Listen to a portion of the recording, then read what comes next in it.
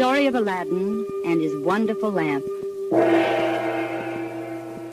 Way over on the other side of the world, a long time ago, there was a poor little boy named Aladdin who lived in a shabby little house with his mother. Now, Aladdin's mother had no money, so each day after school, Aladdin went to work for a rich farmer.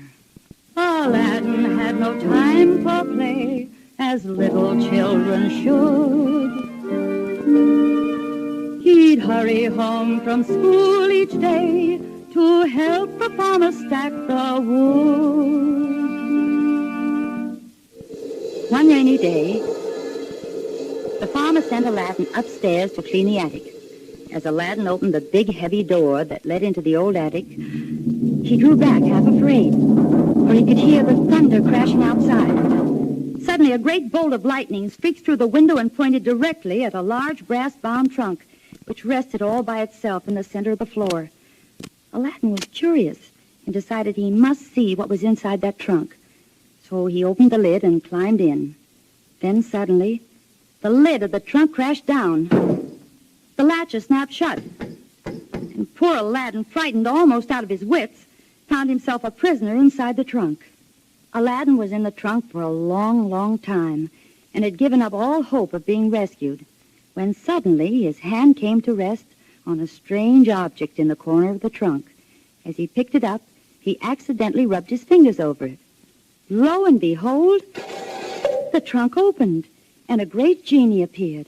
Touching the brim of his gold-plumed hat and bowing low before Aladdin, the genie said, "I am a marvelous genie, ho, ho, ho, ho, ho, a remarkable fellow, too. You have but to command me, and your every wish comes true."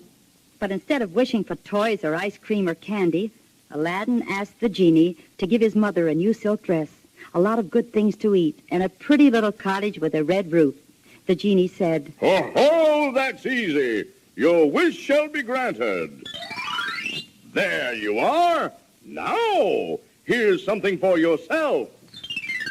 And like a flash, Aladdin's old clothes vanished, and in their place was a beautiful suit, fit for a prince. The genie laughed with a ho-ho-ho that seemed to shake the floor. Come, rub the lamp again and wish for more and more. For several months, Aladdin and his mother were very happy, until their neighbors began to wonder how it was that Aladdin and his mother suddenly had these nice things, especially Mr. Thump, the old moneylender, who was very jealous and kept repeating, "My name is Thump, Thump, Thump, Thump, and I think it's awfully funny that people who were poor before should now have lots of money."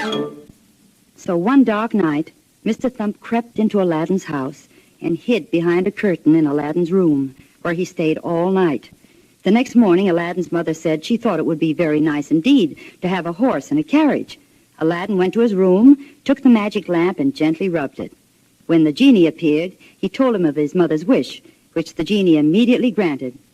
However, remember, Mr. Thump was watching from behind the curtain, and he was determined he was going to get that magic lamp, even if he had to steal it. And that's just what he did.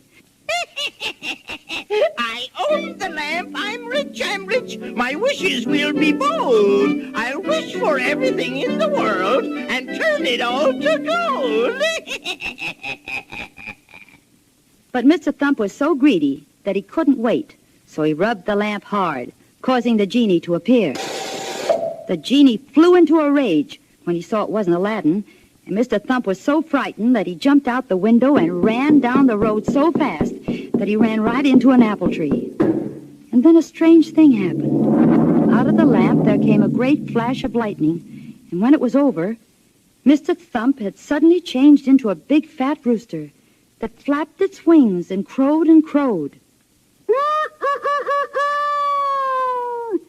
Cock-a-doodle, cock-a-doodle, cock-a-doodle-doo. I just can't believe it's real. If I could be a man again, I never again would steal.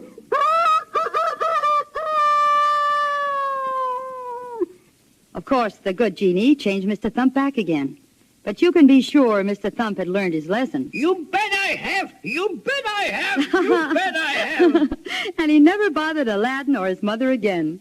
And each night, as Aladdin goes to sleep in the little cottage by the willow tree, the good genie sits on the roof, watching over everything. And if you're ever around that way, you'll see him perched high up next to the chimney, and you'll hear him sing this funny little song. Oh, a genie's life is a merry one, with nothing much to do. Except to find nice boys and girls and make their dreams come true.